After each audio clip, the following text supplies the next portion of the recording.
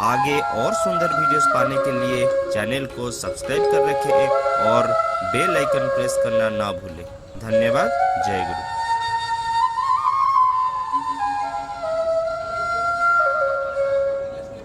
କାର୍ଯ୍ୟକ୍ରମ ସରିଯାଇଛି। ବର୍ତ୍ତମାନ ସଦାଲୋଚନା। ଏହି ସଦାଲୋଚନାରେ ଆମ ଦୁଇ ଜଣ ଭକ୍ତ ମଣିଷ ଆମର ଅଛନ୍ତି। ପ୍ରଥମେ ମୁଁ ଅନୁରୋଧ କରୁଛି ବେଦଦୀପ ଦାସ ଭାଇଙ୍କୁ, ଯିଏକି ଜଣେ ବିଟେକ୍ ଷ୍ଟୁଡେଣ୍ଟ IIT ଗୌହାଟୀରେ ଅଛନ୍ତି। ସେ ବର୍ତ୍ତମାନ 7 ମିନିଟ୍ ଭିତରେ ସେ ତାଙ୍କର ପ୍ରାରମ୍ଭିକ ସୂଚନା ପ୍ରଦାନ କରିବେ। धन्यवाद। जय गुरु। भाई मोर वॉइस सुना होचे? हेलो। ଶୁଣା ହଉଛି, କୁହନ୍ତୁ। परम प्रेममय श्री श्री ठाकुर चरण बिंदर भक्तिपूत प्रणाम। परमाध्या जगत जननी श्री श्री बड़वांक पद कमल शत शत प्रणाम। परम पूज्य पा श्री श्री बड़दां चरण कोटि कोटि निवेदित प्रणाम। आचार्य देव श्री श्री दादा चरण श्रद्धापूत निवेदन। पूज्यपाद श्री श्री बाबा एवं श्री श्री अविंदा निकट चरण उपस्थित मोर आदरणीय गुरु भ्रात भगिनीगण, आज पवित्र अवसर रे जा पूज्यपाद श्री अमरेन्द्रनाथ चक्रवर्ती तथा आदरणीय भाव ज्ञात श्री श्री बड़दां धरावतरण पवित्र 110तम उत्सवर प्रातःकालीन सम्मेलन रे एतादृश कठिन परिस्थिति मध्य सकल जनकर उपस्थिति सेई केवल सेई कैन्द्रिक गुरुଙ୍କ प्रति आकर्षण एक जाजुल्यमान उदाहरण। ମୁଁ ଆପଣଙ୍କର ବେଶୀ ସମୟ ନେବ ନାହିଁ, ଯେ କୁହାଗଲା କେବଳ ଉପକ୍ରମ ନିମନ୍ତେ ମୋର ବକ୍ତବ୍ୟକୁ ହିଁ ଉପସ୍ଥାପନା କରିବି। ଏଠାରେ ଉପସ୍ଥିତ ସହବ୍ରତ ଭଗିନୀ ମାନଙ୍କ ମଧ୍ୟରୁ ଅଧିକାଂଶ ଯୁବ ବର୍ଗର, କାରଣ ଏପରି ସମ୍ମେଳନ ଯୁବ ବର୍ଗ ପାଇଁ ହିଁ ଉଦ୍ଦିଷ୍ଟ ହେଇଛି ଏବଂ ଠାକୁରଙ୍କ ଭାବାଦର୍ଶରେ ଦୀକ୍ଷିତ ଏବଂ ପ୍ରଥମ କରି ସତ୍ସଙ୍ଗ ସମ୍ବନ୍ଧରେ ଜାଣିବାକୁ ପାଉଥିବା ଭ୍ରାତା ଭଗିନୀ ମାନଙ୍କ ଜନଗଣଙ୍କର ଏକ ମିଶ୍ରଣ ମୁଁ ଉପସ୍ଥିତ ହିଁ ଅପେକ୍ଷା କରିଛି। ସେହି ପରିପ୍ରେକ୍ଷୀରେ ମୋର ବକ୍ତବ୍ୟ ଠାକୁର ଏବଂ ବଡ଼ଦାଙ୍କ ଭାବାଦର୍ଶ ସମ୍ବନ୍ଧିତ ସୀମିତ ରହିବା ପାଇଁ ଠିକ ହବ। ଠାକୁର ଯେତେବେଳେ ଭାରତ ବିଭାଜନ ପରେ ପାବନା ପୂର୍ବ ବଙ୍ଗାଲରୁ ଦେଓଘରକୁ ଆଶ୍ରମ କରି ପ୍ରତିଷ୍ଠିତ ହେଲେ, ସେତେବେଳେ ଆଶ୍ରମକୁ କେନ୍ଦ୍ର କରି ପାରିପାର୍ଶ୍ୱରେ ଅନେକ ଆଶ୍ରମ ସମ୍ବନ୍ଧିତ କାର୍ଯ୍ୟକଳାପ ଉନ୍ନତି ଚାଲିଲା। ସେତେବେଳେ ସମସ୍ତ କାର୍ଯ୍ୟକୁ ତଦାରଖ କରି ସର୍ବାଗ୍ରେ ଦଣ୍ଡାୟମାନ ନଉଥିଲେ ଶ୍ରୀ ଶ୍ରୀ ବଡ଼ଦା। ସର୍ବଦା ଶ୍ରୀ ଶ୍ରୀ ଠାକୁରଙ୍କ ବଡ଼ଦାଙ୍କ ପ୍ରତି ନିଜର ଭାବ ପ୍ରକାଶ କରିବା ସମୟରେ ତାଙ୍କର କିଛି ପ୍ରବୃତ୍ତି ଉପରେ ବେଶୀ ଜୋର ଦେଉଥିଲେ, ଯାହା ମଧ୍ୟରୁ ଥିଲା ନିଷ୍ଠା, ଅନୁରକ୍ତି ଓ ଅନୁଶାସନ। ଅଧୁନା କାଳର ଆମର ଏଇ ଯୁବବର୍ଗ ଯେଉଁମାନେ ଦେଶର ଭବିଷ୍ୟତ, ଆଜି ସେମାନେ ସ୍ୱଜୀବନର ମାର୍ଗରେ ଏକଦମ ପଥହରାଇ ହେଇଯାଉଛି। ତା ହୁଏତ ଅଧ୍ୟୟନ ସମ୍ବନ୍ଧୀୟ ଅଥବା ପାରିବାରିକ ଅଶାନ୍ତି ତଥା ଅନ୍ୟ କିଛି ସମ୍ପର୍କୀୟ ଅଶାନ୍ତି, ଯାହା ଆମକୁ ଏତେ ମାତ୍ରାରେ ଅଣନିଶ୍ୱାସ କରିଦେଇକି ଆମେ କେବେ ନିଜେ ନିଜେ ଭାବୁ କି ଜୀବନରେ ଚାଲିଛି କଣ, ଆଗରେ ଭବିଷ୍ୟତ କଣ ରଖିଛି ଆମ ନିମନ୍ତେ। ଜଞ୍ଜାଳପୂର୍ଣ୍ଣ ପାରାବାରରେ ଶ୍ୱାସରୁଦ୍ଧ ହୋଇ କେତେଦିନ ଏପରି ବିତେଇବାକୁ ପଡିବ ଅନ୍ତସାର ଶୂନ୍ୟ ଜୀବନ। ଏଇଠାରେ ଆସେ ଜଣେ କୈନ୍ଦ୍ରିକ ଅନୁରକ୍ତିର ଅତ୍ୟାବଶ୍ୟକତା। ବହୁତ ସରଳ ଉଦାହରଣ, ଆପଣ ଯେମିତି ସାଇକେଲ କି ଗାଡିର ଚକ ଦେଖିଥିବେ, ସବୁ ସ୍ପୋକର କେବଳ ଗୋଟିଏ ହିଁ କେନ୍ଦ୍ର ଥାଏ, ତା ହିଁ ଚକର କେନ୍ଦ୍ରରେ ସେ କେନ୍ଦ୍ର ହିଁ ବାନ୍ଧି ରଖିଥାଏ ସବୁ ତାର ସ୍ପୋକ୍ସ ମାନଙ୍କୁ। କେନ୍ଦ୍ର ଯଦି ବୈକେନ୍ଦ୍ରିକ ହେଇଯାଏ, ତେବେ ଚକ ଆଉ ଚକ ଭଳି ରହେନା। ସେହିପରି ଯଦି ଘଟଣା ବହୁଳ ଶୀଘ୍ର ଜୀବନର ନୌକାରେ ଯଦି କିଛି ମଙ୍ଗ ନଥାଏ, ସୁଦୃଢ ମଙ୍ଗ ନଥାଏ ଧରିବା ପାଇଁ, ତେବେ ଆମମାନଙ୍କୁ ଏଇ ଜୀବନ ଅତିବାହିତ କରିବା ବହୁତ ଅସାଧ୍ୟ ହେଇଯାଏ। ଏଇଠାରେ ନିଷ୍ଠା ଏବଂ ଅନୁଶାସନର, ଯାହା ଶ୍ରୀ ଶ୍ରୀ ବଡ଼ଦା ମୂର୍ତ୍ତମନ୍ତ ପ୍ରତୀକ, ତାଙ୍କଠାରୁ ଅନୁପ୍ରାଣିତ ହୋଇ ସ୍ୱ ଜୀବନର ଅନ୍ତତଃ ଆମେ ଯାହା କାର୍ଯ୍ୟ କରୁଛେ, ଅଧ୍ୟୟନ ସମ୍ବନ୍ଧୀୟ ପାରିବାରିକ କର୍ତ୍ତବ୍ୟ ସିଂହ ଯେପରି ଭାବରେ ହଉ, ସେଠାରେ ନିଷ୍ଠାବାନ ଅନୁଶାସିତ ରହିବା ପାଇଁ ଆମେ ସଦାସର୍ବଦା ଅନୁପ୍ରାଣିତ ହେବା ପାଇଁ ଚେଷ୍ଟା କରିବା ଉଚିତ। ଏଇ କଥା ହିଁ ଗୀତାରେ ଦ୍ୱିତୀୟ ଅଧ୍ୟାୟରେ ସୁଲିଖିତ କି ଦୁଃଖେଷୁ ଅନୁଦ୍ବିଗ୍ନ ମନା ସୁଖେଷୁ ବିଗତ ସ୍ପୃହ ବୀତ ରାଗ ଭୟ କ୍ରୋଧ ସ୍ଥିତ ଦିମୁନୁଚ୍ୟତେ। ଅର୍ଥାତ୍ କାହାକୁ ମୁନି କୁହାଯାଏ? ଯିଏ ଦୁଃଖରେ ଅବିଚଳିତ ରହେ, ସୁଖରେ ବେଶୀ ଆନନ୍ଦ ହୋଇ ଉଠେ ପାରେ ନା, ସୁଖରେ ତାର ଆନନ୍ଦ ଭୂମିଗତ ରହେ।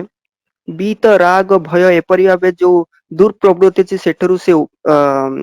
ପରେ ହେଇ ସାରିଥାଏ ଏବଂ ତାର ଯୋଉ ଜ୍ଞାନ ଥାଏ, ତା ସ୍ଥିରତା, ତାକୁ ହିଁ ମୁନି କୁହାଯାଏ। ସେଇ ଜିନିଷ श्री श्री पितृदेव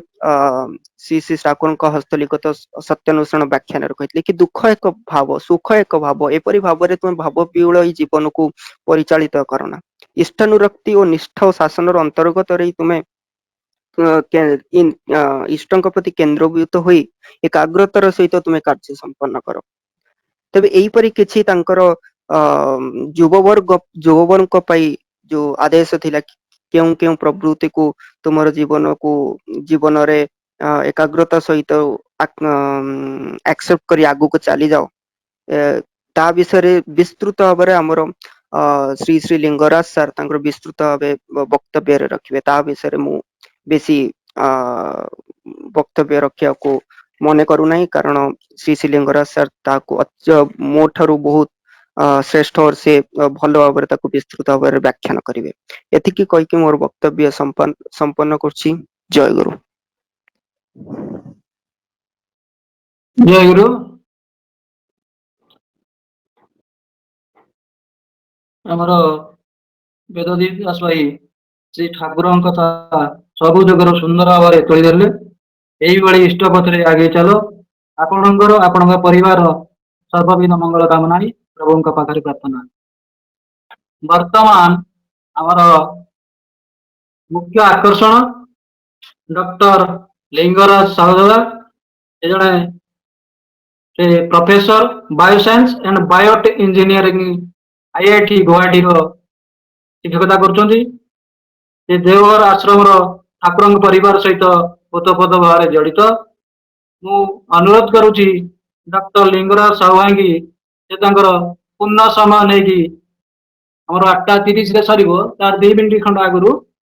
ଶେଷ କରିବେ। ମୁଁ ଅନୁରୋଧ କରୁଛି ସେ ତାଙ୍କର ବକ୍ତବ୍ୟ ଆରମ୍ଭ କରନ୍ତୁ। ଜୟ ଗୁରୁ। ଜୟ ଗୁରୁ ଦାଦା। ଆଜ୍ଞା ଶୁଭୁଛି। ଆଜ୍ଞା। परम दयाल परम प्रेममय श्री ठाकुर, परमराध्या जगज्जननी श्री वर्मा, जुगाचार्य श्री वर्धा, आचार्य परम पूज्यपाद श्री दादा, पूज्यपाद श्री बाबाईदा एवं पूज्यपाद श्री अरविंद श्री चरण रे मोर अनंत कोटि प्रणाम निवेदन तथा आज केउझर सत्संग विहार अनुकूल आयोजित ई सत्संग जो विद्यार्थी मान तार आयोजक तथा परिचालक सद्य परम सम्मान्य अक्षय कुमार मिश्र भाई एवं मोर परम प्रिय अमितोष भाई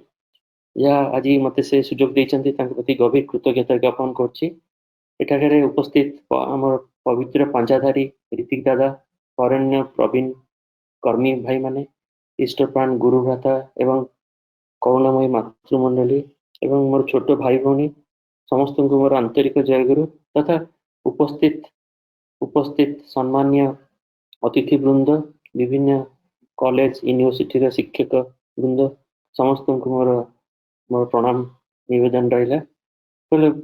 जो भाई भौणी माने खूब सुंदर भक्ति अर्घ्य निवेदन कले आ खूब सुंदर भजन कीर्तन माध्यम कोरस माध्यम देके आमको भावमय कर तोड़ी धरिले से मंगल प्रार्थना से मंगल परम दयाल चरण प्रांत मोर प्रार्थना रहा। तो से मोर बहुत परम प्रिय वेददीप भाई आम IIT गौहाटी एकाठी बसी बहुत समय ठाकुर से अमीय भावधारा शाश्वत लीला विषय आम चर्चा करूँ, परिकल्पना करूँ आ विवेचना कर। आज आम दूर थी केउझर से थी आम एकाठी जोड़ी बहुत मनरे बहुत परम आनंद तथा आज गोटे बहुत पवित्र दिन आम प्रथम आचार्य जुगाचार्य श्री वर्धांकर आविर्भाव जन्म दिवस आम गोटे बहुत पवित्र दिन से आचार्य किए आ ठाकुर किए आम मो मनरे बहुत संशय थिला जे बोधे ठाकुर ईश्वर किए आ पूजा अर्चना करवा साधना करवा यहाँ गोटे साधारण मनुष्य केते प्रयोजन कौन पाई दरकार जहाँ वेददीप भाई खूब सुंदर भाव में कहीगले मोर मन पड़े से किसी कथा आमे माने मनुष्य होइकी ठाकुर कहले आमे माने मनुष्य होइकी आमे पृथ्वी जगत रे जन्म होइकी आसछु। मनुष्य पृथ्वी जगत रे आमे जन्म ହେଇକି ଆସୁ ତ ପ୍ରଭୃତିମୟ ହେଇକି ଆମେ ଆସିଛୁ ମନରେ ସବୁବେଳେ ମାନେ ପ୍ରଭୃତିମୟ ହେଇକି ଥାଏ ମନରେ ସେଇ ଅସତ୍ ଭାବ ଗୁଡିକ ଥାଏ ଆମେ ମାନେ ଯୋଉମାନେ କର୍ମରତ ଚାକିରିରେ ଅଛୁ କି ବ୍ୟବସାୟରେ ଅଛୁ ଯାହାବି କର୍ମରତ ଆମର ପରିବେଶ ଭିତରେ ରହୁଥାଉ ସବୁବେଳେ ଆମେ ଦେଖିଛୁ ଆମେ ମାନେ ପର ଚର୍ଚ୍ଚା ପର ନିନ୍ଦା ସେଥି ଭିତରେ ଆମେ ବ୍ୟସ୍ତ ହେଇକି ରହିଥାଉ ଆଉ କାହାର କିଛି ଉନ୍ନତି ଦେଖିଲେ ମନରେ ଆସେ ସବୁବେଳେ ଅସହିଷ୍ଣୁତା ଆଉ ତାକୁ ମାନେ ପରଶ୍ରୀ କାତରତା ଆଉ ସେଟାକୁ ଆକ୍ସେପ୍ଟ କରିବା କାହାର କିଛି ଭଲ ଦେଖିଲେ ଉନ୍ନତି ଦେଖିଲେ ଆକ୍ସେପ୍ଟ କରିବା ଆମ ମନରେ ସମ୍ଭବ ନୁହେଁ ଇଭିନ୍ ପ୍ରତିବେଶୀ ପଡୋଶୀଙ୍କ ଘରରେ କିଛି ନୂଆ ଜିନିଷ କିଣିକି ଆସିଲେ ଦେଖିଲେ ଆମେ ମନରେ ସେଟା ଆକ୍ସେପ୍ଟ କରିପାରୁନା କାହିଁକିନା ମନରେ ସଂକୀର୍ଣ୍ଣତା ଥାଏ ଏଇ ସବୁ କପଟତା ନେଇକି ସବୁ ଜିନିଷରେ କାହା ସହିତ କେମିତି କାହା ସହିତ ଯଦି ଆମେ ସମ୍ପର୍କ ରଖୁ ବ୍ୟବହାର କରିବା ସମୟରେ ଆମେ ଦେଖୁ ଆମ ମନରେ ଗୋଟେ ସ୍ୱାର୍ଥପରତା ଅଛି ଆଉ ଯାହା ଭାଇ କହିଲେ ପ୍ରାରମ୍ଭିକ ସୂଚନାରେ ଠାକୁରଙ୍କ ସେ ଭାବଧାରା ନେଇକି ଆଉ ସେ ବର୍ଦ୍ଧାଙ୍କର ସେ କହିବା ଯୋଉ କଥା କହିଛନ୍ତି ଯେ ଅହଙ୍କାର ଭାବ ଆମ ଜୀବନରେ ଅଛି ଯେ ମୁଁ ମୁଁ ଶିକ୍ଷକ ମୁଁ ପ୍ରଫେସର ମୁଁ ବହୁତ ବଡ ଜ୍ଞାନୀ ଗୁଣୀ ମାନି ଲୋକ ସେଇ ଯୋଉ ଅହଙ୍କାର ଭାବ ସବୁବେଳେ ଆମ ମନରେ ଗୋଟେ ବାଧା ଆଣିଦିଏ ଆମ ମନରେ ଗୋଟେ ବଳୟ ଚାରିପଟେ ଗୋଟେ ବଳୟ ସୃଷ୍ଟି କରେ ଗୋଟେ ୱାଲ ଗୋଟେ ତିଆରି କରି ରଖେ ଆଉ ସେ ଅସତ୍ ଭାବ ଭିତରେ ଆମେ ସବୁବେଳେ ଘାଣ୍ଟି ଚକଟି ହେଇକି ରହିଥାଉ ଆମେ ଆଉ ସେ ଅସତ୍ ଭାବ ଭିତରେ ପ୍ରଭୃତିମୟ ଭାବ ଅସତ୍ ଭାବ ଭିତରେ ରହି ରହି ଆମେ ନିଜ ମନ ମୁତାବକ ମନ ମାଫିକ ଚଳିବାକୁ ଇଚ୍ଛା କରୁ ପ୍ରଭୃତି ମାଫିକ ଚଳିବାକୁ ଇଚ୍ଛା କରୁ ଆମର ଯୋଉ ଇନଷ୍ଟିଙ୍କ୍ଟ ବେସିକ ଇନଷ୍ଟିଙ୍କ୍ଟ ଅଛି ହ୍ୟୁମାନ ଇନଷ୍ଟିଙ୍କ୍ଟ ସେଇ କଥା ମାନେ ଆମେ ଚଳିବାକୁ ଇଚ୍ଛା କରୁ ଯାହା ଇଚ୍ଛା ହେଲା ତାହା କରୁ ଆଉ ମନରେ ସବୁବେଳେ ବାଧା ସେ ବାଧାକୁ ଅତିକ୍ରମ କରିବାକୁ ଉତ୍ସାହ ନାହିଁ ନିଜକୁ ଯୋଉ ଯୋଉ ସତ୍ ଭାବ ମନରେ ଆଣିବା ପାଇଁ ସବୁ ମନୁଷ୍ୟ ମନରେ ସମସ୍ତେ ମନୁଷ୍ୟ ଚାହାନ୍ତି ଜୀବନରେ ସୁଖ ଶାନ୍ତିରେ ରହନ୍ତି ଆଉ ସତ୍ ଭାବ ନେଇକି ରହିବା ପାଇଁ ସମସ୍ତେ ଇଚ୍ଛା କରନ୍ତି ଆମେ ଯୋଉ ପ୍ରାଣଟା ନେଇକି ଆସିଛୁ ସବୁବେଳେ ଇଚ୍ଛା କରେ ତାହା ଯେ ଆମେ ସେ ସତ୍ ଭାବ ନେଇକି ଚଳିବାକୁ ଇଚ୍ଛା କରେ ଆମର ବିବେକ ମନ ମନ ଗୋଟେ ପଟେ ଚଳେ କିନ୍ତୁ ବିବେକ କହୁଥାଏ ଯେ ପ୍ରାଣ ଯାହା କହୁଛି ତାହା ସେଇ ମାଫିକ ଆମେ ଚଳିବାକୁ ଇଚ୍ଛା ସତ୍ ଭାବ ନେଇକି ଚଳିବାକୁ ସବୁବେଳେ ଇଚ୍ଛା କିନ୍ତୁ ମନରେ ତ ବହୁତ ବାଧା ସେ ବାଧାକୁ ଅତିକ୍ରମ କରିବାକୁ ଆମର ଉତ୍ସାହ ନାହିଁ ଦେଖନ୍ତୁ ସକାଳ ଭଳି ଆଜି ସତ୍ସଙ୍ଗରେ ଆମେ ଯଦି ଯୁକ୍ତ ନ ହେଇଥାନ୍ତେ ବହୁତ ଭାଇ ଭଉଣୀ ମାନେ ଆମେ ମାନେ ଶୋଇକି ରହିଥାନ୍ତେ ଥଣ୍ଡା ଦିନ କାହିଁକିନା ମନରେ ବାଧା ସକାଳୁ ଉଠିଲେ ଇଚ୍ଛା ନାହିଁ ଜାଗ୍ରତ ହଉନି ଆଉ ଯଦିଓ ଆମେ ସମସ୍ତେ ଜାଣୁ ଯୋଗ କରିବା କି ସକାଳୁ ପ୍ରାତଃ ଭ୍ରମଣ କରିବା ଶରୀର ପାଇଁ କେତେ ନିତ୍ୟାନ୍ତ ପ୍ରয়োଜନ କିନ୍ତୁ ଏଇ ଯୋଉ ମନରେ ବାଧା ଆଳସ୍ୟମୟ ହେଇକି ଶୋଇକି ରହୁ ସେ ସକାଳୁ ଉଠି ଦେଖନ୍ତୁ ସେଇ ମନର ବାଧାକୁ ଆମେ ଅତିକ୍ରମ କରିପାରୁନା ଯଦିଓ ଆମେ ଜାଣୁ ତାର ଏଇ ଯୋଉ ଯୋଗ କି ପ୍ରାତଃ ଭ୍ରମଣର କେତେ ତାର ପ୍ରୟୋଜନ ଅଛି ତାର କେତେ ଶରୀର ପ୍ରତି କେତେ ତାର ଉଚିତ ତାହା ଯଦିଓ ଆମେ ଜାଣୁ କିନ୍ତୁ ମନରେ ସବୁବେଳେ ବାଧାକୁ ଅତିକ୍ରମ କରିବାକୁ ଉତ୍ସାହ ନଥାଏ ନିଜକୁ ପରିବର୍ତ୍ତନ କରିବାକୁ ଆମ ସବୁ ସବୁ ସମୟରେ ଅଶେଷ ବାହାନା ଆଉ ଆଉ ଠାକୁର କହିଲେ ଯଦି ଯୋଉ ସାଧନାରେ ଚରିତ୍ର ଆଉ ଯୋଗ ବିଭୂତି ଯଦି ଏଇ ସାଧନା ପ୍ରକ୍ରିୟାରେ କୌଣସି ଈଶ୍ୱରଙ୍କୁ ଯଦି ଆମେ ସହିତ ଯୁକ୍ତ ହେଇକି ରହୁ ଈଶ୍ୱର କିଏ ପରେ କହିବି ସେ ସେଇ ଈଶ୍ୱରଙ୍କ ସହିତ ଯଦି ଆମେ ଯୁକ୍ତ ହେଇକି ରହୁ ସେଇ ସାଧନା କରିଚାଲୁ ସେଇ ସାଧନା ପ୍ରକ୍ରିୟାରେ କ୍ରମାଗତ ଚେଷ୍ଟା ଏବଂ ଅଭିନିବେଶରେ ଶବ୍ଦ ଜ୍ୟୋତି ଦେବବାଣୀ ଇତ୍ୟାଦି ଯୋଗ ବିଭୂତି ସଂଗଠିତ ହୋଇଥାଏ ଆଉ ତା ଦ୍ୱାରା ଆମେ ଯେତେବେଳେ ସତନାମ ମନନ କରି ଚାଲିଛୁ ଠାକୁରଙ୍କୁ ଦେଇଥିବା ସେ ସତନାମ ଯେତେବେଳେ ଆମେ ମନରେ ମନରେ ଇଏ କରି ଚାଲିଛୁ ମନନ କରି ଚାଲିଛୁ ଆମେ ସେତେବେଳେ ଦେଖୁ ସେଇ ଶବ୍ଦ ଜ୍ୟୋତି ଦେବବାଣୀ ତାଙ୍କର ଭାବ ଭଙ୍ଗିମା ଚଳନ କଥନ ଈଶ୍ୱର ଠାକୁର ପରମ ଦୟାଲ ଜୀବନ୍ତ ଅଛନ୍ତି ଯାହାଙ୍କ ଭିତରେ ତାଙ୍କୁ ନେଇକି ଯେତେବେଳେ ନାମ କରି ଚାଲୁ ଚଳନ କଥନ ତାଙ୍କର ଭାବ ଭଙ୍ଗିମା ଭାବନା ଚିନ୍ତନ ଏଇ ସବୁକୁ ଆମେ ମାନସିକ ଆଲୋଚନା କରୁ ଆପଣ କାହାଙ୍କ ପାଇଁ ଯେତେବେଳେ ଗିଫ୍ଟ ନିଅନ୍ତି କାହାଙ୍କ ଜନ୍ମଦିନ ଯେତେବେଳେ ଗିଫ୍ଟ ନେବେ ଆପଣ ମନରେ ଗୋଟେ ପରିକଳ୍ପନା ତାଙ୍କ ବିଷୟରେ ଆପଣଙ୍କ ମନରେ ଗୋଟେ ପରିକଳ୍ପନା ଚାଲେ ସେହିପରି ଆମେ ଯୋଉ ଜୀବନ୍ତ ଈଶ୍ୱର ଜୀବନ୍ତ ଆଦର୍ଶକୁ ଯେତେବେଳେ ନେଇକି ସ୍ମରଣ କରିକି ସତନାମ କରିଚାଲୁ ଆମ ମନରେ ସେତେବେଳେ ଆସେ ଆଖି ବୁଝି ଯେତେବେଳେ ଆମେ ନାମ ଧ୍ୟାନ କରୁ ସେ ସମୟରେ ଧ୍ୟାନ କରିବା ସମୟରେ ସେ ମନନ କରିବା ସମୟରେ आमे तांकर चलन कथन भावभंगिमा भावना चिंतन ताहाको आमे मानसिक आलोचना करि चले ताहा करिले ए सतनाम मनन करिले जो माने सतनाम ग्रहण करछन्ति से माने सेही सतनाम मनन करिले देखिबे आमे निज जीवन रे अनुभव करि पाइले निज जीवन रे सेही जो उत्कर्षता पारदर्शिकता और पारगता गभीर भाव बढ़ी जाए जीवन रे जो एफिशिएंसी उत्कर्षता क्षिप्रता फास्टनेस बहुत जल्दी कर काम गुड़ा करवा और जो एफिशिएंसी और पारदर्शिता पारगता अत्यधिक भाव बढ़ी जाए और से कहले जे जीवंत आदर्श भक्ति और प्रेम संलग्न में रहू ताले विनोद विनोद बिहारी साहू भाई टिके म्यूट कर देवे इंटरफेरेंस होती नॉइज इंटरफेरेंस होती विनोद बिहारी साहू भाई विनोद बिहारी साहू भाई की दया करी म्यूट कर देवे भाई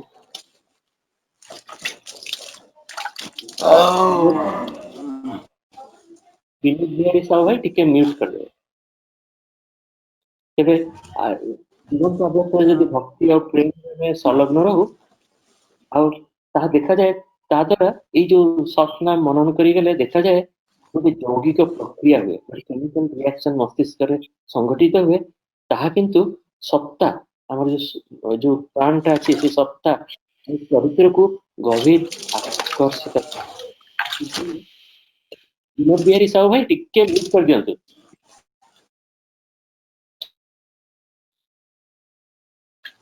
ठाकुर कहले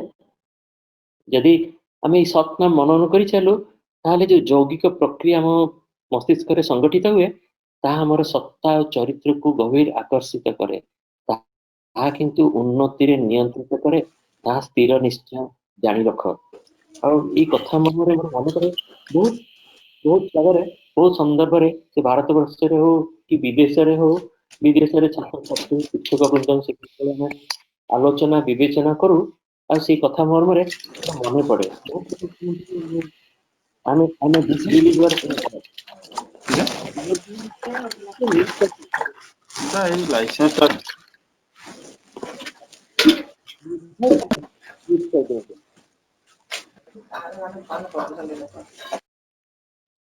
करना तो जाओ ये बहुत देश विदेश रे बहुत शिक्षक वृंद प्रोफेसर साइंटिस्ट आ स्टूडेंट मान से जापान हो फ्रांस हो विभिन्न देश रे तांको सहित जेतबेले आलोचना हुए देखा हुए अध्यापना से बाहर देश रे करबा समय बहुत समय देखे बहुत मनुष्य देखली जे से भगवान को विश्वास करते कर्म रे विश्वास करते से कहते हम कर्म ही भगवान और से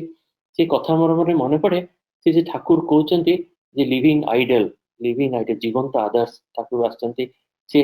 तांको सहित युक्त होइकिथिले गोटे एनलाइवनिंग थॉट्स चिंताधारा गुड़िक थॉट्स आमर एक्शन बिहेवियर हैबिट्स ये गुड़िक सब उन्नत हो चले क्या जहाँ वेददी भाई कहले कॉन्सेंट्रेट तांको सहित जीवंत आदर्श सहित केन्द्रीभूत होइकि रहिले आमर चिंताधारा गुड़िक आमर अज्ञात सारे चिंताधारा गुड़िक उन्नत हो चले आमर व्यवहार आचरण आमर चलन चिंतन आचरण व्यवहार सत अभ्यास सब कुछ उन्नत हो चले आउ से उन्नत हवा सहित आम देखू आम मन गोटे सत चिंता आसे आम जो आगु जो आम बहिर्मुखी चिंताधारा आम जो आगु बहिर्मुखी चिंताधारा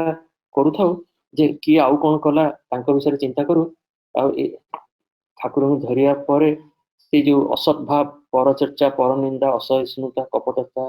परसे कातरता संकीर्णता स्वार्थपरता ये जो बहिर्मुखी चिंताधारा आम मन सब थाए आउ समस्त दोष त्रुटि देखा इच्छा करूँ आम जो ठाकुर सहित युक्त हो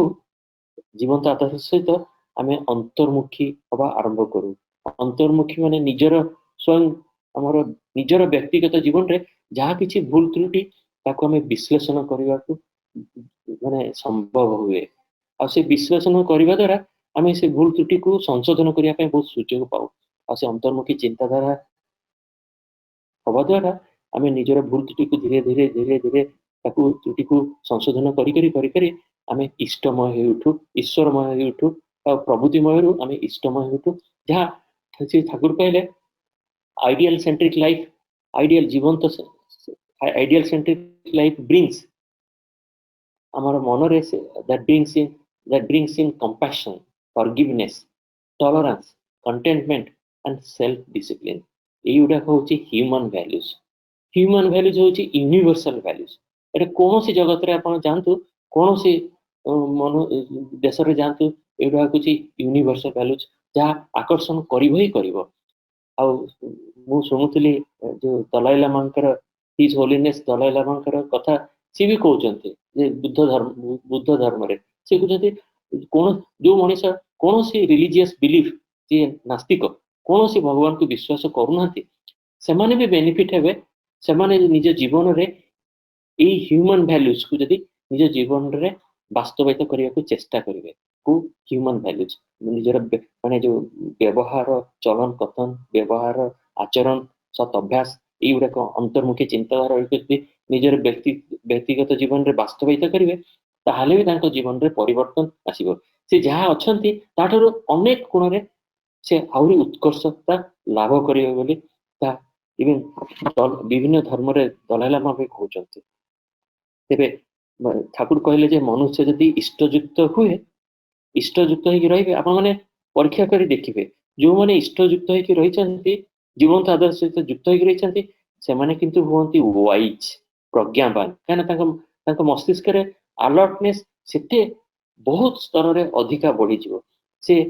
पर मुहूर्त रे कोन घटिबा जाउची से बहुत आगुरु से अनुभव करबा आरंभ करिवे ता द्वारा से हुअंती वाइज प्रज्ञावान हेबे। तांकर कथाबार्ता रे गोटे मधुरता भी आसीबो, गोटे स्वीटनेस आसीबो। आगुरु जो कठोरता है कि काकु की व्यवहार करथांती ठाकुर सहित युक्त होइकी रहिले इष्टमय होइकी रहिले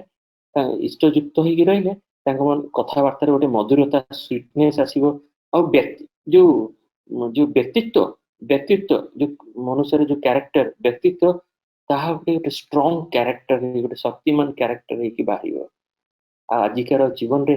आजिकार परिवेश रे एई देश रे आमे माने जो समय चलची ता भितरे एई भली गोटे व्यक्तित्व बा बहुत विरल दृष्टांत। आ ठाकुर जगत रे जो माने इष्टयुक्त होइकी रहिचंती एठिकार उपस्थित बहुत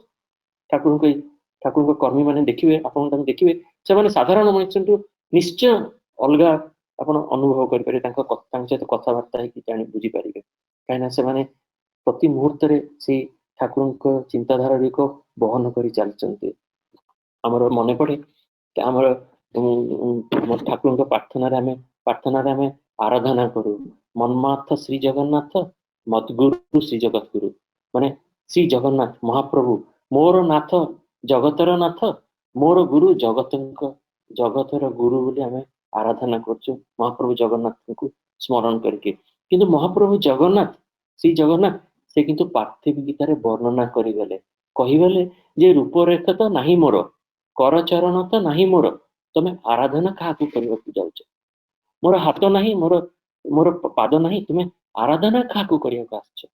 कर्ल नाही मोर नेत्र नाही मोर नासा नाही मोर तो आराधना उपासना तुमे को रूप को करियाकू जाउछ। महाप्रभु जगन्नाथ कहिगले पार्थिव गीता रे जे सद्गुरु चरण रे जदि तुमे रखिबो तुमर चित्त संलग्न करिवो तुमर बुद्धि चित्त तेबे जीव तुमर दुख। देखंतु कि केते बड़ कथा आमे माने से मूर्ति आ से दारू से काठ भितर ब्रह्म को खोजिया को आमे चेष्टा करूछु से जहांक भितर जीवंत अछंती तांको अनुसरण करी जदि आमे चालू आम जीवन रे आम चिंताधारा रे केते उन्नत हे आमे चालू आमर जो ग्रह नक्षत्र आम जा आम दोष अच्छी जन्म जन्मांतर जो ग्रह नक्षत्र जो प्रभाव अच्छी ताहा भी अनेक मात्रा रे ताहा भी कटि जाए। अनुसूति ग्रंथ रे से ठाकुर कहउचंती मु हिंदी रे सेटा लिखितिली बोली कहूची तुमे जहा करिवो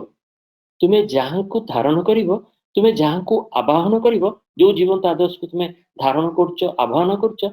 पाइबो सही परी ताहारी फल जीवन रो उपलब्धि भी सही परी हबो।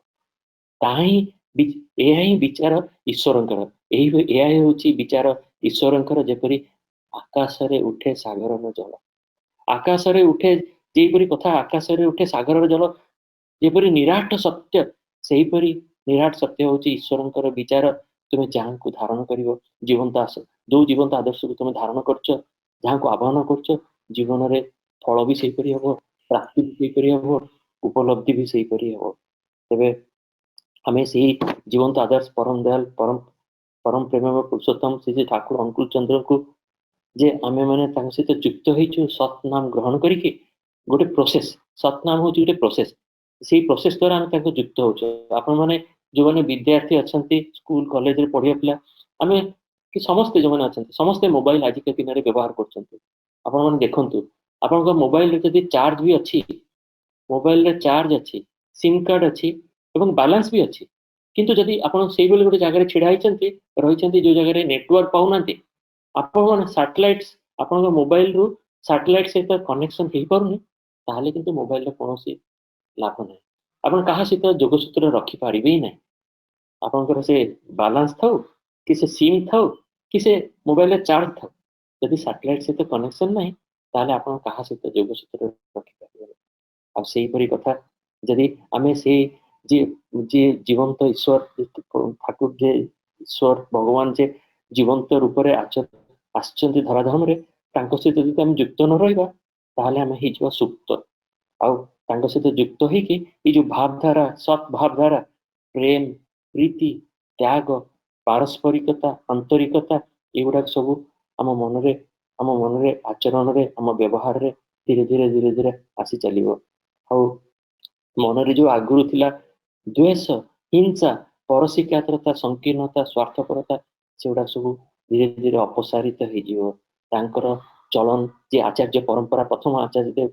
श्री बर्दा एबेकार आचार्य देव पूज्यपद दादा परवर्ती समय पूज्यपद बाबादा पूज्यपद पंचम पुरुष पूज्यपद अभिंदा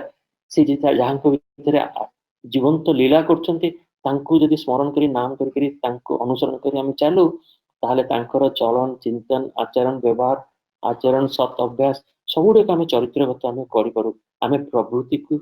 खूब सहजरे नियंत्रित करू जो माने कोनोसी जीवंत आदर्श सहित युक्त नांती कोनोसी ईश्वर सहित संलग्न नांती देखिबे से माने प्रवृत्तिर बसीभूत होइके रहिचन्ते से सबले कंप्रोमाइज करि चलते तांको जीवन रे हम मानक जीवन केते जे धन्य से कथार मने पड़े पूज्यपद बाबा थरे कहउचन्ती जे जन गुरु भाई को कहले सकाळ गुरी जे अनेक भाग्यर फल रे हुए हम जीवन रे सत दीक्षा ठाकुर को सत नाम ग्रहण करिवा समस्त जीवन में संभव नुह कारण से स्वीकृति नहीं कि आम जन्म हेनु ताको भाग्य रे नाही अनेक जन्मर यदि भाग्य थाए ताहले किंतु हुए ठाकुर सत दीक्षा प्राप्त हुए भावत केते विरल से अनेक अनेक यदि भाग्य थाए ताहले हुए आम जीवन रे इष्ट कर्म और यदि जन्म जन्मांतर पुंजीभूत पुण्य थाए ताहले हुए आम हमर आचार्यंकर संग जीवंत आदर्श को संग हुए तो कितने विरल कथा ये कथा मोर माने मन पड़े आम माने पूजा करू जो माने नास्तिक कि जो माने ठाकुर सहित युक्त नाहांती विभिन्न देवादेवी पूजा करती हजार हजार देवादेवी पूजा करती आम जाऊ पूजार माने कौन ठाकुर कहीगले जहाँ को पूजा कले तांकर गुण को निज भितर उत्साहित और उत्साहित करी हुए ताहाकू कुआ जाए पूजा प्रिय परम को आवाहन करिले तांकर गुण तांकर चार्मनेस तांकर से भल पाइबा को आम व्यक्तिगत जीवन में आम आवाहन करि पारू आम मन रे तो चार्मनेस मुग्धता तो निश्चय आसीबो मन रे जो जड़ता निष्क्रियता से गुडा भी अपसारित हो जीवो केबे भी आसीबनी देखंतु जो प्रातः प्रार्थना सकाळ बेले आम ठाकुर से युक्त होगा पर आम गोटे अभ्यास सत अभ्यास हो सकाळ उठी प्रार्थना करछु जो माने ठाकुर धरिना देखिए से माने 8टा 9टा निज इच्छा अनुसार उठिथिबे आ देखंतु ठाकुर कहिगले जे प्रातः प्रार्थना जो माने करूथिबे देखिए तांको जीवन बहुत शृंखलित निश्चय जानी रखंतु तांको जीवन शृंखलित भी थिबो तांकर कर्म तत्परता सेते उच्च कोटिर थिबो आ संध्या एवं प्रार्थना विषय को ठाकुर कहिगले संध्या एवं प्रार्थना केबे भी विरत हुओ ना को भाव मधुर करी बोध सहित बुझीवा सहित आकुल संवेग सहित जेते करि परिबो सेते भल आ सेते जदि करिवो तुमे निजर मन प्राण को उद्दीप्त एवं पवित्र करी तोली परिबो तुमर स्वास्थ्य एवं चरित्र ताकू उन्नत करी तोलिबो फलस्वरूप तुमर ऐश्वर्य तुमर व्यवहार तुमर कर्म निपुणता उपनिष्ठ हुई तुमको अभिनंदित करिब तुम परिवेश रे ताहा संदेह नाही। देखि रख जानी रख देखंतु जो माने इष्टयुक्त अछंती आपण माने आउ जो माने नाहंती तांको भितरे विराट डिफरेंस आपण निश्चय अनुभव करि परिबे। मु लिखि रखुची आपण आदि करे आउ से कथा मोर मने पड़े मु थरे बाबाजा पूज्यपाद बाबाजा कहले प्रणाम आमी जो प्रणाम करू से भाई जने प्रात सूचना देवा समय कहते जे प्रणाम करी कि हाथ जोड़ी रास्ता मु दिल्ली रे थिला बेले पढ़िया समय देखे राति 11:30 बेले बस रे टाउन बस रे फेरिया समय देखे से जो डिवाइडर अछि सेठी गोटे शिवंकर माने छोट मूर्ति रखी गोटे छोट मंदिर भले अछि डिवाइडर रे जने भाई बाइक रे आछंती मोटरसाइकिल आसी कि से एते व्यस्त व्यवसाय दुकान बाजार बंद करी आछंती से डिवाइडर पाखरे से गाड़ी ओल्लै नांती कि प्रणाम सेठी रहि कि नई कि प्रणाम करी गोटे पैसा फोपटी दे गले तांकर भक्ति भाव सेतिकी से देखंतु प्रणाम करिवार केते गभीर माने तार ये अछि भावधारा तार से पूज्य बाबादा कहउचंती प्रणाम किंतु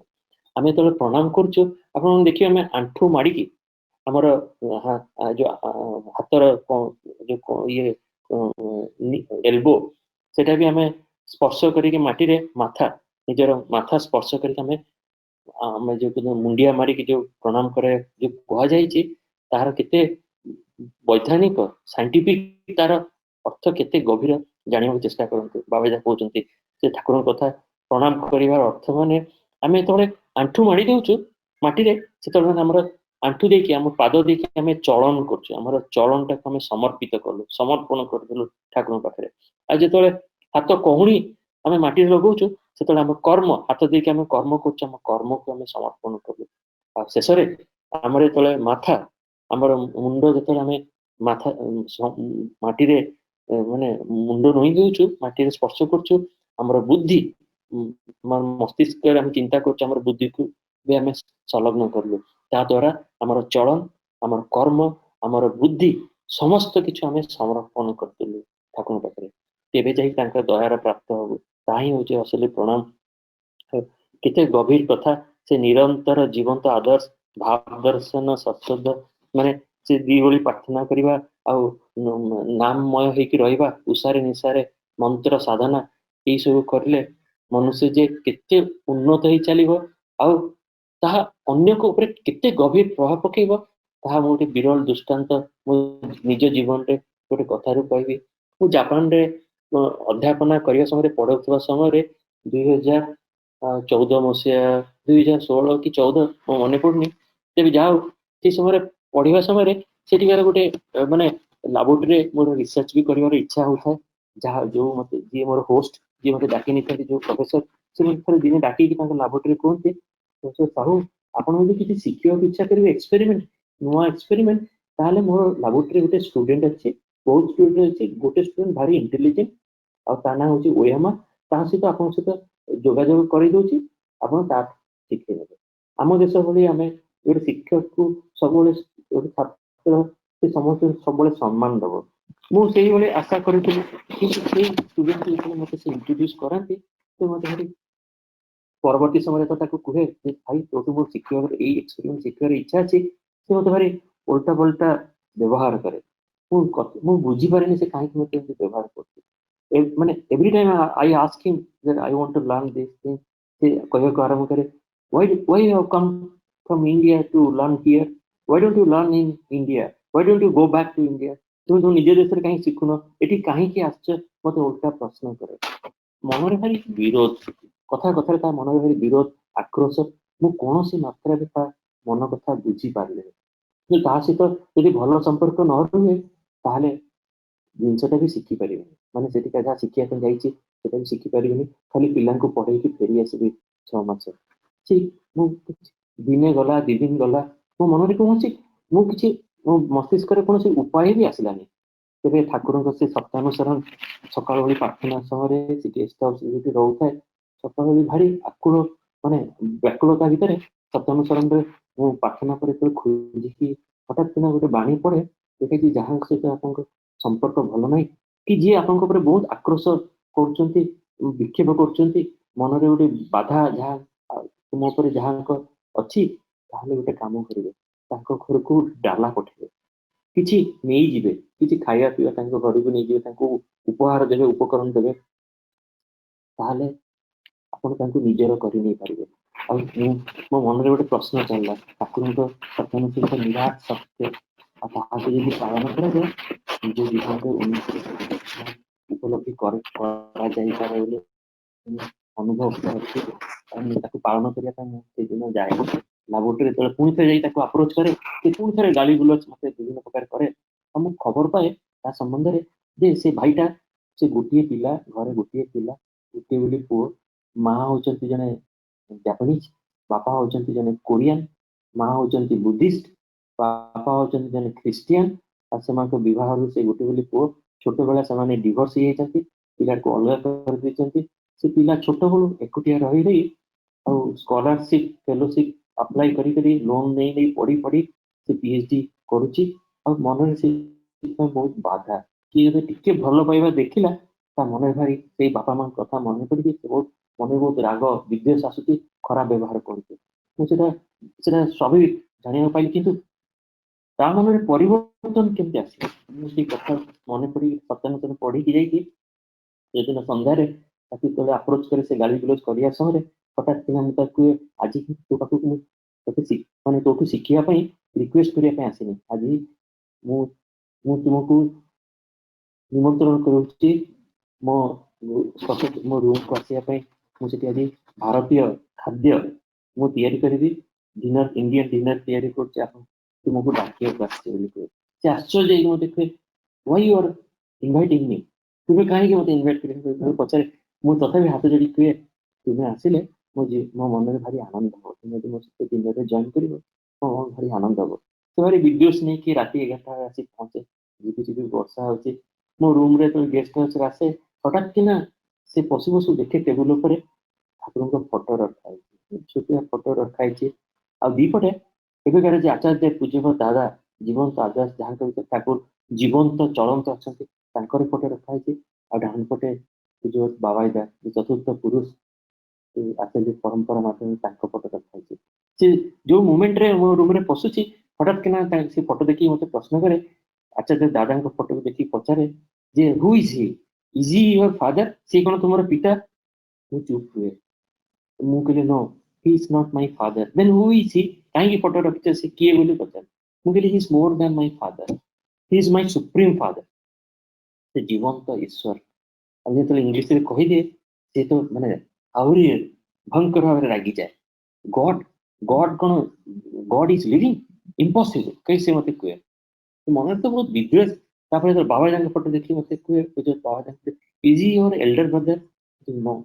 he is not my elder brother, he is more than my brother, he is also my supreme father. ସେ ତ ଭୟଙ୍କର ରାଗରେ ଆଉ ସେ ମାନେ ଥରହର ହବାକୁ ଆରମ୍ଭ କଲା। Look, you are ସେଇଂ Garh is living, ତୁମେ କହୁଛ ଯେ ଈଶ୍ୱର ଜୀବନ୍ତ ଅଛନ୍ତି ବୋଲି ତାଙ୍କ ଭିତରେ, ରାଇଟ? ମୁଁ କହିଲି ୟେସ୍। ତାହେଲେ ତୁମେ ମତେ ଆଜି ଆପଣ ମତେ ଆଜି ଦେଖେଇବାକୁ ପଡିବ ଯେ ଠାକୁର ଜୀବନ୍ତ ଅଛନ୍ତି, ତୁମେ ଯାହାକୁ ଈଶ୍ୱର କହୁଛ ସେ ଜୀବନ୍ତ ଅଛନ୍ତି। ଏଇ ଯୋଉ ଫଟୋ ଦେଖଉଛ ଜୀବନ୍ତ ଅଛନ୍ତି, ମତେ ମୋ ସମ୍ମୁଖରେ ଦେଖେଇବାକୁ ପଡିବ। ମାନେ ମୋ ସମ୍ମୁଖରେ ସେମାନେ ଦର୍ଶନ ଦେବା, ଯଦି ଦର୍ଶନ ଦେବେ ତାହେଲେ ମୁଁ ମାନିବି ସେମାନେ ଜୀବନ୍ତ ଆଦର୍ଶ। କିନ୍ତୁ ଆଉ ଗୋଟେ ଦେଶ, ଆଉ ଗୋଟେ ତାଙ୍କର ଚିନ୍ତାଧାରା ପୁରା ଅଲଗା, ସେଠାକାର ଚଳିବା, ସେଠିକାର ସବୁ କିଛି ଅଲଗା। ଆଉ ସେ ଏତେ ଆକ୍ରୋଶରେ ଅଛି, ଯାହାକୁ ଘରକୁ ଡାକିଛି ସେ ରାଗିକି ମତେ କହୁଛି, ଆଜି ଯଦି ଈଶ୍ୱରଙ୍କୁ ମୋ ସମ୍ମୁଖରେ ଦର୍ଶନ ନ ଦେଖେଇବେ ତାହେଲେ କିନ୍ତୁ I will slap you, I will beat you, ମୁଁ ତୁମକୁ ଥାପୁଡ଼ା ମାରିବି ବୋଲି ସେ ହାତ ଉଠେଇକି କହିଲା। ମତେ ମନରେ ଭୟ ବି ଆଉ କିନ୍ତୁ ଗଭୀର ବିଶ୍ୱାସ ସେ ଯେ ଜୀବନ୍ତ ଅଛନ୍ତି। ମୋର ହଠାତ୍ କିନା ସେ ଯୋଉ ଆଲର୍ଟନେସ୍, ଯୋଉ ସତନାମ କରି କରି ଚାଲୁଥାଏ, ମନନ କରି କରି ଚାଲୁଥାଏ ଠାକୁରଙ୍କ ସେ ସତନାମଟା, ଆଉ କରିକିରି ମନରେ ହଠାତ୍ କିନା ଗୋଟେ ଆସିଲା ବୁଦ୍ଧି ଯେ ମୁଁ ଗୋଟେ ଧଳା କପଡା ପାରିଦେଲି। ମୁଁ କହିଲି ଓକେ ଓକେ ଓକେ, ୱେଟ୍, ଅପେକ୍ଷା କର, ଏଇଠି ଆମେ 2 ଜଣ ବସିବା। କହିଲେ କଣ କରିବା? ମୁଁ କହିଲି ନାମ ଧ୍ୟାନ କରିବା, ମେଡିଟେସନ। ସରଳ ଉପାୟରେ କହିଲି ମେଡିଟେସନ। ସେ ମୋ ସମ୍ମୁଖରେ ଚେକାମେଲି କରି ବସେ, ମୁଁ ତା ସମ୍ମୁଖରେ ଚେକାମେଲି କରି ବସେ। ସେ କହିଲେ ଏବେ କଣ କରିବାକୁ ଯାଉଛ? ମୁଁ କହିଲି ଆଖି ବୁଝିକି ଆମେ ନାମ ଧ୍ୟାନ କରିବା, ମେଡିଟେସନ। କାହିଁକି ନା ମୁଁ ତାଙ୍କୁ ସ୍ମରଣ କରିବି, ତାହେଲେ ସେ ଦର୍ଶନ ଦେବେ ବୋଲି କହି ତ ଦେଲି, କିନ୍ତୁ ମନରେ କହିଲି ଏତେ ଭଲ ପାଇବା, ଏତେ ବିଶ୍ୱାସ ଥିଲେ ସେ ଆସିବେ। এটা କଣ ସମ୍ଭବ ମନରେ ଯଦି ଭାବୁଥାଏ ଆପଣମାନେ ବିଶ୍ୱାସ କରିବେନି ସେ ଆଖି ବୁଜିକି ବସିଥାଏ। ମୁଁ ତ ସତନାମ ମାନେ ଭୟଙ୍କର ଭାବରେ ସତନାମ ମନନ କରି କରି ଚାଲିଥାଏ। ହେ ଈଶ୍ୱର, ହେ ପରମ ଦୟାଲ, ପରମ ପ୍ରେମମୟ ଠାକୁର, ଆପଣ ଆଚାର୍ଯ୍ୟ ପୂଜ୍ୟ ଦାଦାଙ୍କ ଭିତରେ ଜୀବନ୍ତ ଅଛନ୍ତି, ପୂଜ୍ୟ ବାବା ଯାହାଙ୍କ ଭିତରେ ଜୀବନ୍ତ ଅଛନ୍ତି, ଆପଣ ଦର୍ଶନ ଦିଅନ୍ତୁ। ଆଜି ଏଇ ପରିସ୍ଥିତିରେ ମୁଁ ଗୋଟେ ଉଦ୍ଧାର ପାଇବିନି, ଏଇ ଗୋଟେ ଅଲଗା ଦେଶରୁ ଆସିକି ଏଠି ମାନେ ମାନେ ସେ ବାଡିଆ ଖାଇକି ଯିବି, କିନ୍ତୁ ମନେ ଭାରି ଭାରି କଷ୍ଟ ଆଉ ଆଖି ଛଳ ଛଳ ଯାଉଥାଏ। ମୁଁ ନାମ କରି ଚାଲିଥାଏ ଆଖି ବୁଜିକି। 5 ମିନିଟ୍ ଗଲା, 10 ମିନିଟ୍ ଗଲା, ତାକୁ 10 ମିନିଟ୍ ସମୟ ଦେଇଥାଏ। ଆପଣ ବିଶ୍ୱାସ କରିବେନି, ଯେମିତି 10 ମିନିଟ୍ ଶେଷ ହେଇଛି ମୁଁ ଆଖି ଖୋଲି ଦେଖେ ସେ ଆଖି ବୁଜିକି ବସିଛି। ମୁଁ ଭାବିଲି ତ୍ରାହି ପାଇଗଲି। ଆଉ ଖୋଲିଲେ ବୋଧେ କଣ ରିଆକ୍ସନ ହବ, ତାର କଣ ପ୍ରତିକ୍ରିୟା ହବ, ମନରେ ଭାରି ସଂଶୟ ଥିଲା। ଯେମିତି 15 ମିନିଟ୍ ହେଇଗଲା, 15 ମିନିଟ୍ ସରିଲା ପରେ ସେ ଧୀରେ ଧୀରେ ଆଖି ଖୋଲେ। ସ୍ତବ୍ଧ, ନିସ୍ତବ୍ଧ ହେଇକି ସେ ବସିଛି। ସେ ଆଖି ଖୋଲିକି ପୁରା ଚୁପଚାପ ହେଇକି ମୋ ଆଡକୁ ଅନେଇକି ଦେଖୁଛି। ମୁଁ କହିଲି କଣ ତାର ପ୍ରତିକ୍ରିୟା ବୋଲି ମୁଁ କହିଲି, ମୁଁ କହିବା କିଛି ପୂର୍ବରୁ ସେ କହିଲା ସେନ୍ସେଇ, ସେନ୍ସେଇ ମାନେ teacher, ଜାପାନିଜରେ ସେନ୍ସେଇ। ସେନ୍ସେଇ when you had closed your eyes, ଆପଣ ଯେତେବେଳେ ଆଖି ବନ୍ଦ କରି ରହିଥିଲେ ସେତେବେଳେ ମୁଁ ଆଖି ଖୋଲିଦେଲି। ସେ ପିଲା କହୁଛି ମୁଁ ଓୟାମା କି ମୁଁ ଆଖି ଖୋଲିଦେଲି, ଆଉ ସେଇ ସମୟରେ ମୁଁ ଦେଖିବାକୁ ପାଏ ଆପଣ ଯାହାକୁ କହିଲେ, ଆଚାର୍ଯ୍ୟ ଦାଦାଙ୍କୁ ଯାହାକୁ ଦେଖିକି କହିଲେ ଯେ ସେ ହି ଇଜ ମାଇ ମୋର ଦାନ my father, Hi is my supreme father, ଆଉ ଯାହାଙ୍କୁ ହି ଇଜ ମୋର ଦାନ ମାଇ ଏଲ୍ଡର ବ୍ରଦର ସୁପ୍ରିମ ଫାଦର ପୂଜ୍ୟ ବାବା ଯା, ସେଇ 2 ଜଣ ଆପଣ ଆଖି ବୁଜିଥିଲେ। ମୁଁ ଆଖି ଖୋଲିଥିବା ସମୟରେ ଦେଖେ ସେଇ 2 ଜଣ ଆପଣ ଆଉ ମୋ ମଝିରେ ଛିଡା ହେଇକି ଗୋଟେ କରୁଣାମୟ ଦୃଷ୍ଟିରେ ତାକୁ ଚାହିଁଛନ୍ତି। ସେ ଭାଇକୁ ଚାହିଁଛନ୍ତି ବୋଲି ସେ ଭାଇକୁ ଭାବନ୍ତୁ, ଏଇଟା ମୋର କଥା ନୁହଁ, ସେ ଭାଇର କଥା। ବିଶ୍ୱାସ କରିହେବନି, ମୋ ଦେହ ମୋ ମାନେ ଲୋମ ଲୋମ ସବୁ ଛିଡା ହେଇଯାଉଥାଏ। ମାନେ ମୋ ଶରୀର କିନ୍ତୁ ଗୋଟେ କମ୍ପନ, ଆଖି ଛଳ ଛଳି ଲୁହ ବହିଯାଉଥାଏ। ସେ ଭାଇ ତାର ସେ ଗୋଟେ ସେକେଣ୍ଡରେ ତାର ବ୍ୟବହାର ପରିବର୍ତ୍ତନ ହେଇଗଲା। ମୁଁ ତ ଆଖି ବୁଜିଛି, ମୁଁ ଦେଖିନି ଯେ ଯିଏ ପରମ ଦୟାଲ ଯାହାଙ୍କ ଭିତରେ ଜୀବନ୍ତ ଅଛନ୍ତି ଦାଦା ବାବା ତାଙ୍କୁ ସ୍ୱୟଂ ଦର୍ଶନ ଦେଲେ ତା ସେ ଭାଇକୁ। ସେ ଭାଇ ତା ମୁଖମଣ୍ଡଳରୁ ମନରେ ଏତେ ପରିବର୍ତ୍ତନ ଶିଖେଇବା, ସେ ସବୁ କିଛି ମତେ ଶିଖେଇ ଚାଲିଲା ତା ପରଦିନ। ମତେ କିଛି କହିବାକୁ ବି ପ୍ରয়োଜନ ପଡିଲା। ବହୁତ ବର୍ଷ ପରେ ଗତ ବର୍ଷ ସେ ତା ମନରେ କେତେ ଭଲ ପାଇବା ଆସିଯାଇଛି ଦେଖନ୍ତୁ। ସେ ମତେ ଗୋଟେ କପ୍ ପ୍ଲେଟ୍ ସୁଦୂର ଜାପାନରୁ ସେ ଯୋଉ ପୋଷ୍ଟ କରିକି ପଠାଏ। କପ୍ ପ୍ଲେଟ୍ର ମାନେ କପ୍ ପ୍ଲେଟ୍ର ହେଇଥିବ ମତେ 100-200 ଟଙ୍କା କି 500 ଟଙ୍କାର କପ୍ ପ୍ଲେଟ୍ ଗୋଟେ ହେଇଥିବ, କିନ୍ତୁ ତାକୁ ପୋଷ୍ଟ ଅଫିସ ଯେତେବେଳେ ମତେ ଆଇଆଇଟି ଗୌହାଟୀର ପୋଷ୍ଟ ଅଫିସ ମତେ ଫୋନ କରନ୍ତି, ଆପଣଙ୍କୁ ଗୋଟେ ଫରେନରୁ ପାର୍ସଲ ଆସିଛି, ଆପଣ ଆସନ୍ତୁ ଏଠୁ ରିସିଭ୍ କରି ନେବେ। ମୁଁ କହିଲି କାହିଁକି ନା ଆଦେହରେ ଗୋଟେ ଫିଜ୍ ଲାଗିବ, 8,500 ଟଙ୍କା ଲାଗିବ କଷ୍ଟମ ଫିଜ୍। ଆପଣ ଭାବନ୍ତୁ 150 ଟଙ୍କାର କପ୍ ପ୍ଲେଟ୍ ଆଣିବା ପାଇଁ ମୁଁ ସେଠି ଯାଏ, 8,500 ଟଙ୍କା ଦେଇକି କଷ୍ଟମ ଡ୍ୟୁଟି ନେଇକି ଆସେ। ସେଇ ଭଲ ପାଇବା ସେଇ ପିଲାର ଠାକୁରଙ୍କୁ, ସେ ଜଣେ ସେ ନା ଖ୍ରୀଷ୍ଟିଆନ ନା ବୁଦ୍ଧିଷ୍ଟ, ସେ ବସି ବସି ଆଖି ବୁଜି ଠାକୁରଙ୍କୁ ସେ ଜୀବନ୍ତ ରୂପେ ଦର୍ଶନ କରିପାରିଲା। ଆଚାର୍ଯ୍ୟ ଦାଦା ଯୋଉ ବାବା ଯାଙ୍କୁ ସେଇଠି, ଆଉ ସେଇଭଳି ଭାଇ ଭଲ ପାଇକି ଗୋଟେ କପ୍ ପ୍ଲେଟ୍ ପଠେଇଛି। ସେ ଯାହା ବି ହଉ 8,500 ଟଙ୍କା ପଇସାର କିଛି ମୂଲ୍ୟ ହିଁ ନାହିଁ। ସେଇ ଭଲ ପାଇବା ଆଜି ଦିନରେ ତା ସହିତ ସବୁବେଳେ ଆମେ ସେଇ ଅନଲାଇନ ମାଧ୍ୟମରେ କଥାବାର୍ତ୍ତା। ଆଉ ସେଇ ଭାବ ଦେଖନ୍ତୁ, କୋଉ ଏଇ ମାନେ ଏଇ ବ୍ରହ୍ମାଣ୍ଡରେ କିଏ କୋଉଠି ଜନ୍ମ ହେଇଛି, କିଏ କୋଉଠି କୋଉ ପରିବାର ଦେଇକି ଆସିଛି, କିନ୍ତୁ ଆମେ ସେ ଭଗବାନ ଈଶ୍ୱର ଆମକୁ ଯୁକ୍ତ କରି ଦଉଛନ୍ତି। ଆଉ ସେ ତେବେ ମୁଁ ମନେ ହୁଏ ସମୟ ହେଇଯାଇଛି, ବହୁତ କଥା ମନରେ ଥିଲା। ଆଉ ଯେହେତୁ ବିଦ୍ୟାର୍ଥୀ ମାନଙ୍କ ପାଇଁ ଥିଲା, କିଛି ଷ୍ଟୁଡେଣ୍ଟ ମାନେ ଥିଲେ, କଥା କିଛି କହିଗଲି ତ ଭାଇ ମୁଁ ଠାକୁରଙ୍କ ଚରଣରେ ପ୍ରାର୍ଥନା ଜଣାଇ ଦେହଘରେ ଅଛି। ଆପଣମାନେ ଯୋଉମାନେ ଦୀକ୍ଷା ନେଇଛନ୍ତି, ଯୋଉମାନେ ଦୀକ୍ଷା ନେଇ ବି ନାହାନ୍ତି, ସମସ୍ତଙ୍କର ମଙ୍ଗଳ ପାଇଁ ମୁଁ ପ୍ରାର୍ଥନା କରିବି। ଆପଣମାନଙ୍କ ଜୀବନ ଖୁବ ସୁନିୟନ୍ତ୍ରିତ ଶୃଙ୍ଖଳିତ ହେଇକି ରହିଥାଉ। ଆପଣମାନେ ଯୋଉ ପିତାମାତା, ଯୋଉ ସମ୍ମାନୀୟ ଗୁରୁଜନ ମାନେ ଅଛନ୍ତି, ଯୋଉମାନେ ଠାକୁରଙ୍କ ସହିତ ଯୁକ୍ତ ନାହାନ୍ତି, ଆପଣମାନଙ୍କ ପାଇଁ ମୁଁ ପ୍ରାର୍ଥନା ଜଣାଇବି ଯେ ଆପଣମାନଙ୍କ ଶୃଙ୍ଖଳିତ ହେଇ ଦେଖି ଆପଣଙ୍କ ପିଲାମାନେ ବି ଶୃଙ୍ଖଳିତ ହେଇକି ତାଙ୍କ ନିଜ ଜୀବନରେ ଖୁବ ଉନ୍ନତି କରନ୍ତୁ। ତାହା ଠାକୁରଙ୍କ ଚରଣରେ ପ୍ରାର୍ଥନା ଜଣାଇକି ରହୁଛି। ବନ୍ଦେ ପୁରୁଷୋତ୍ତମ, ବନ୍ଦେ ପୁରୁଷୋତ୍ତମ, ବନ୍ଦେ ପୁରୁଷୋତ୍ତମ।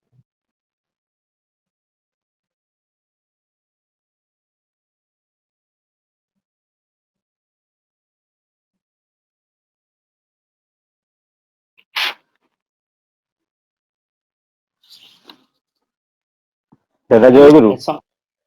ସମୟ ହେଇଯାଇଛି ବୋଧେ। ନାଇଁ ଲିଙ୍ଗରାଜ ଦା, ହଁ ଦାଦା ସମୟ ହେଇଯାଇଛି। ଆଜ୍ଞା ଠିକ ଅଛି लिंगराज दा ଆଜ୍ଞା କୁହନ୍ତୁ दादा आपण टिके गोटे अनुरोध रखा होची जे हम युव भाई मानक तरफरु टिके आपण से देवघर विषय टिके कहंतु दादा बाबा अविंदा विषय टिके ଆଜ୍ଞା ମୁଁ ଗୋଟେ ଘଟଣା କହିବି ସେ ଘଟଣାଟା କେବେ ଜୀବନରେ ଭୁଲି ପାରିବେନି ଦେଓଘର ଆସିକି ଯୋଉ ଦୁର୍ଗା ପୂଜା ସପ୍ତମୀ ଷଷ୍ଠୀ ଦିନ ଆମେ ରାତିରେ ପହଞ୍ଚୁ ସେ କ୍ୱାରେଣ୍ଟାଇନ ରହିବା ପରେ ଯେତେବେଳେ ପ୍ରଥମ ଥର ପାଇଁ ଠାକୁରଙ୍କର ପଞ୍ଚମ ପୁରୁଷ ପୂଜପାତ ଅଭିନ୍ଦାଙ୍କୁ ଯେତେବେଳେ ପ୍ରଣାମ କରିବାକୁ ଯାଏ ସେ ତାଙ୍କ ସମ୍ମୁଖରେ ଯେତେବେଳେ ପ୍ରଣାମ କରେ ମତେ ପଚାରନ୍ତି କି ଦେଓଘର ଆସିକି ଆପଣଙ୍କୁ କେମିତି ଅନୁଭବ ହଉଛି ଏଇ ସମୟରେ ଯୋଉ ସମୟରେ ଦେଓଘର ବନ୍ଦ ସବୁ କାହାକୁ ଆସିବାକୁ ବାରଣ ଅଛି କରୋନା ପାଇଁ ଏଠିକାର ଡିଷ୍ଟ୍ରିକ୍ଟ ଆଡମିନିଷ୍ଟ୍ରେସନ ବହୁତ ନିଷେଧ କରି ରଖିଛନ୍ତି ଆପଣଙ୍କୁ ଆସିକି କେମିତି ଅନୁଭବ ହଉଛି ଆଉ ମୁଁ କହିଚାଲେ ଯାହାଙ୍କ ଗୁଣ କୀର୍ତ୍ତନ କରିକରି ଆଉ ଆପଣଙ୍କ ମୁଁ କହିଲି ଆଜ୍ଞା ଆପଣଙ୍କ ଗୁଣ କୀର୍ତ୍ତନ କରିକରି ମୁଁ ଆସି ଏଠି ପହଞ୍ଚି ଯାଇଛି ଆଉ ସେ କଥାରୁ ମାନେ ଦାଦାକୁ ଅଭିନନ୍ଦନ କୁହେ ଯେ ଯେ ଆପଣଙ୍କ ଗୁଣ କୀର୍ତ୍ତନ କରିକିରି ମୁଁ ଏଠି ଆସି ପହଞ୍ଚି ପାରିଛି ଅଭିନନ୍ଦନ ହଠାତ୍ କିନା ମତେ କୁହନ୍ତୁ ଜୀବନ୍ତ ଆଦର୍ଶ ପ୍ରତି ଗଭୀର ବିଶ୍ୱାସ ଥିଲେ ସବୁ କିଛି ସମ୍ଭବ ହୁଏ ଆଉ ଏଇ କଥା ମର୍ମରେ ଅଭିନ୍ଦା କୁହନ୍ତି ସାଉଦା ଆପଣ ଯୋଉ ରଷିଆ ଯୋଉ କଣ୍ଟ୍ରି ଅଛି ଦେଶ ଅଛି ସେଠିକାର ଗୋଟେ ପ୍ରଥା ଥିଲା ଯେ ଯାହାକୁ ମୃତ୍ୟୁଦଣ୍ଡ ଦିଆଯାଏ ତାକୁ ତା ଶରୀରରେ ତାକୁ ଫାଶୀ ନ ଦେଇକି ତା ଶରୀରରେ ଗୋଟେ ବିଷଧର ସର୍ପ ଛାଡି ଦିଆଯାଏ ସେ ସର୍ପ ଦଂଶନରେ ତାର ମୃତ୍ୟୁ ମାନେ ନିର୍ଦ୍ଧାରଣ କରାଯାଏ ଆପଣ ତା ବିଷୟରେ ଜାଣନ୍ତି ମୁଁ କହିଲି ଆଜ୍ଞା ନା ମୁଁ ସେ ବିଷୟ ଜାଣେନି ବୋଲି ଯେତେବେଳେ କୁହେ ଅବିନ୍ଦା କହି ଚାଲନ୍ତି କିନ୍ତୁ ସେଇଭଳି ସେଇ ଦେଶରେ ସେଇଭଳି ଗୋଟେ ଭାଇ ସେଇଭଳି ଗୋଟେ ଦୁଷ୍କର୍ମ କିଛି କରିଥିଲା ଯେ ତାକୁ ଗୋଟେ ମୃତ୍ୟୁଦଣ୍ଡ ତାକୁ ଦିଆଯାଏ ସେ ଯୋଉ ଦିନ ଆଉ ସମୟ ଧାର୍ଯ୍ୟ ହେଇଥାଏ ମୃତ୍ୟୁଦଣ୍ଡ ପାଇଁ ସେ ମୃତ୍ୟୁଦଣ୍ଡର ସମୟ ପୂର୍ବରୁ ସେ ଜେଲରେ ଥିବା ସମୟରେ ସେ ଜେଲର ଆଉ ଜେଲର କର୍ମଚାରୀ ମାନେ ବାରମ୍ବାର ତା ପୂର୍ବରୁ ଆସିକି ସେ ଭାଇଟାକୁ କହିକି ଯାଆନ୍ତି ଯେ ଦେଖ ଯୋଉ ଆଉ 8 ଦିନ ପରେ ତୋର ମୃତ୍ୟୁର ସମୟ ଆସିବ ଆଉ ସେଇ ସମୟରେ ଆମେ ଗୋଟେ ଗୋଟେ ଗୋଟେ ଇଏ ସେଇ ସମୟରେ ଗୋଟେ ବସ୍ତାରେ ଆମେ ଗୋଟେ ସାପ ନେଇକି ଆସିବୁ ସେ ସାପ ବିଷୟରେ ବହୁତ ମାନେ ସାପ ବିଷୟରେ କୁହନ୍ତି ଏତେ ବିଷଧର ସର୍ପ ଛାଡିଦେଲା ମାତ୍ରେ ହିଁ ତୋ ଶରୀରରେ ଛାଡିଦେଲା ମାତ୍ରେ ସଙ୍ଗେ ସଙ୍ଗେ ଗୋଟେ ସେକେଣ୍ଡରେ ସେ ଦଂଶନ କରିଯିବ ଆଉ ତୋ ଶରୀରରେ ବିଷ ଖେଳିକି ତୁ ଗୋଟେ ମୁହୂର୍ତ୍ତରେ ତୁ ମରିଯିବୁ ବୋଲି ତାକୁ କହିଚାଲନ୍ତି ଆଉ ସେ ଅବିନ୍ଦା କହିଚାଲନ୍ତି ଯେ ସେ ଭାଇଟା ଏଇ କଥା ଶୁଣି ଶୁଣି ଏତେ ଯେ ବିଶ୍ୱାସ କରିନେଇଛି ମନରେ ଆକଳନ କରିନେଇଛି ଯେ ସେ ମନରେ ପରିକଳ୍ପନା କରିନେଇଛି ଦେଖାଯାଏ ଯେତେବେଳେ ତାର ମୃତ୍ୟୁର ସମୟ ଆସେ ସେ ଜେଲର କର୍ମଚାରୀ ମାନେ ସେମାନେ ଗୋଟେ ବସ୍ତା ନେଇକି ଆସନ୍ତି ବସ୍ତାରେ ଗୋଟେ ବାନ୍ଧିକି ଆସିଥାନ୍ତି କିନ୍ତୁ ସାପ ଆଣି ନଥାନ୍ତି ତାକୁ ଜଣାନ୍ତିନି ଆଉ ତା ପାଖରେ ଯେତେବେଳେ ପହଞ୍ଚନ୍ତି ସେ ତ ମନରେ ବିଶ୍ୱାସ ଏତେ କରିଯାଇଛି ଯେ ମନରେ ପରିକଳ୍ପନା କରିନେଇଛି କଣ ଘଟିବାକୁ ଯାଉଛି ସେ ଆଖି ବୁଜି ଦିଏ ଆଉ ସେ ଆଖି ବୁଜି ଦେବା ସମୟରେ ଜେଲର କର୍ମଚାରୀ ମାନେ ଗୋଟେ ଛୋଟ ଛୁଞ୍ଚି ଆଣିଥାନ୍ତି ଆଉ ସେ ଛୋଟ ଛୁଞ୍ଚିଟା ସେ ଭାଇର ଶରୀରରେ ସ୍ପର୍ଶ କରିଦିଅନ୍ତି ଫୁଟାନ୍ତିନି ଖାଲି ସ୍ପର୍ଶ କରିଦିଅନ୍ତି ଆଉ ସ୍ପର୍ଶ କରିବା ମାତ୍ରେ ଦେଖାଯାଏ ଗୋଟେ ମୁହୂର୍ତ୍ତରେ ସେ ଭାଇର ମୃତ୍ୟୁ ହୁଏ ଆଉ ଅବିନ୍ଦା ଏଇ ଘଟଣା କହିବା ସମୟରେ ମୁଁ ମନରେ ମନରେ ଭାବେ ସେ ଭାଇଟାକୁ ତ ସାପ ଆଣି ନଥିଲେ ସାପଟାକୁ ତ ଛାଡି ନଥିଲେ ସାପ ନଥିଲା ସେଠି କିନ୍ତୁ ଛୁଞ୍ଚିଟାକୁ ଫୋଡିଲେନି ବି ଖାଲି ଛୁଇଁ ଦେଲେ କିନ୍ତୁ ଗୋଟେ ମୁହୂର୍ତ୍ତରେ ସେ ଭାଇର ମୃତ୍ୟୁ ହେଲା କେମିତି ସମ୍ଭବ ତେବେ ଯାହା ହଉ ସେ ଭାଇର ମୃତ୍ୟୁ ହେଲା ଅବିନ୍ଦା କହିଚାଲନ୍ତି ତାପରେ ତା ଶରୀରରେ ପୋଷ୍ଟମର୍ଟମ ପଠାଯାଏ ସରି ଯେତେବେଳେ ପୋଷ୍ଟମର୍ଟମ କରିକି ଯେତେବେଳେ ଡକ୍ଟରଙ୍କ ରିପୋର୍ଟ ଆସେ ଯେ ମୃତ୍ୟୁର କାରଣଟା କଣ ଯେତେବେଳେ ଲେଖାଯାଇଛି ଖୋଜିକି ଡକ୍ଟର ମାନେ ବାହାର କରନ୍ତି ସେ ମୃତ୍ୟୁର କାରଣ ହଉଛି ଯୋଉ ସମୟରେ ସେ ଛୁଞ୍ଚିଟା ତା ଦେହରେ ସ୍ପର୍ଶ କରାଯାଇଛି ସେ ମୁହୂର୍ତ୍ତରେ କାଳେ ତା ଶରୀରରେ ସେଇ ବିଷଧର ସର୍ପର ବିଷଟା ତିଆରି ହେଇଛି କ୍ରିୟା ମାନେ ସେଟା ସିନ୍ଥେସାଇଜ ହେଇଛି ତା ଶରୀରରେ ହେଇକି ଖେଳି ଯାଇଛି ଦେଖନ୍ତୁ ଗୋଟେ ମନୁଷ୍ୟର ଶରୀରରେ ଗୋଟେ ପଏଜନସ୍ ସ୍ନେକର ବିଷଟା ପଏଜନଟା ସିନ୍ଥେସାଇଜ ହେଇକି ମାନେ ସ୍ପ୍ରେଡ ହେଇଯାଇଛି ଆଶ୍ଚର୍ଯ୍ୟ ଜିନିଷଟା ଏଇ କଥା ମନରେ ଅବିନ୍ଦା କହୁଛନ୍ତି ଦେଖନ୍ତୁ ସେ ଭାଇର ଯେମିତି ସେ ଗୋଟେ ବିଶ୍ୱାସ କରିନେଲା ଗୋଟେ ପରିକଳ୍ପନା କରିନେଲା ବାରମ୍ବାର ଶୁଣିକି ତା ମନରେ ତା ଶରୀର ଗୋଟେ ଅସମ୍ଭବଟା ତା ଶରୀରରେ ଯେମିତି ବିଷଟା କୌଣସି ମନୁଷ୍ୟ ଶରୀରରେ ବିଷ କେମିତି ତିଆରି ହବ କିନ୍ତୁ ତା ଶରୀରରେ ତିଆରି ହେଇକି ତାକୁ ତାର ମୃତ୍ୟୁର କାରଣ ହେଲା ସେହିପରି ଯଦି ଜୀବନ୍ତ ଆଦର୍ଶଙ୍କ ଉପରେ ଗଭୀର ବିଶ୍ୱାସ ରଖାଯାଏ ତାଙ୍କ କଥା ମାନି ଚଳାଯାଏ, ଅନ୍ଧ ଭାବେ ତାଙ୍କ କଥା ମାନି ଚଳାଯାଏ, ତାହେଲେ ଆମ ଜୀବନରେ ଅସମ୍ଭବ ବି ସମ୍ଭବ ହବ, ତାହା ଜାଣି ରଖନ୍ତୁ ବୋଲି ମତେ କୁହନ୍ତି। ଆଉ ମାନେ ଏଇ ଯୋଉ ଉଦାହରଣ ଦେଇକି ସେ ବୁଝେଇଲେ, ଭାବନ୍ତୁ ଆମ ମନରେ ଆମେ ଯଦି ତାଙ୍କୁ ମାନେ ଗଭୀର ବିଶ୍ୱାସ କରୁ, ତାଙ୍କ ପ୍ରତି ଭଲ ପାଇବା ଅଶେଷ ଥାଏ, ଉଦ୍ଦୀପନା ଥାଏ, ଆଉ ମାନେ ନିବିଡ଼ତା ଥାଏ, ଆଉ ବହୁତ ଡେପ୍ଥ ଥାଏ, ଆଉ ସେଟା ଯଦି ଅନବରତ ତାଙ୍କ ସହିତ ସେ ଭଲ ପାଇବା ରହିଥାଏ, ସେ ବିଶ୍ୱାସ ଥାଏ, ତାହେଲେ କିନ୍ତୁ ଆପଣମାନେ ଦେଖିବେ ଯୋଉ ବିଦ୍ୟାର୍ଥୀ ମାନେ ପଢାଶୁଣା କରୁଛନ୍ତି, ଆପଣଙ୍କ ଜୀବନରେ ଯାହା କିଛି ମନରେ ଥିବ ପାଇବାକୁ ସବୁ କିଛି ପାଇବେ ସମ୍ଭବ। କିନ୍ତୁ ନିଃସ୍ୱାର୍ଥ ଭାବେ ତାଙ୍କୁ ପ୍ରେମ କରି ଯଦି ଯିବେ, ବିଶ୍ୱାସ କରି ତାଙ୍କ କଥା ମାନି ଚଳିଯିବେ, ଅସମ୍ଭବ ବି ସମ୍ଭବ ହୁଏ। ବହୁତ